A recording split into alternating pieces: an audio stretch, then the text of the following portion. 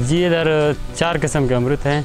एक वो अमरूद के ऊपर जो सुर्ख पैदा होती है वो वाला है, और एक जो अंदर से सुर्ख होता है वो वाला है, और एक सफ़ेद होता है। सबसे ज़्यादा ज़ायकादार अमरूद ऊपर से जो सुर्ख होता है वो कुदरती वो सुर्ख होता है, वो अमरूद बहुत मीठा होता है, दिखने में भी वो अच्छा लगता है। अंदर से सुर्ख कुदरती सुर्ख होता है, इसमें कोई केमिकल नहीं डाला जाता, और ये 3-4 महीने में फल आ जाता है। अभी तो रेट थोड़ा अच्छा है, 600 तक मिल जाता है, लेकिन सर्दियों में रेट बढ़ जाता है, अमरूद महंगा हो जाता है, तो एक क्रेट 1200-1300 रुपये में मिल जाता है। एक क्रेट में 5-6 किलो आता है अभी।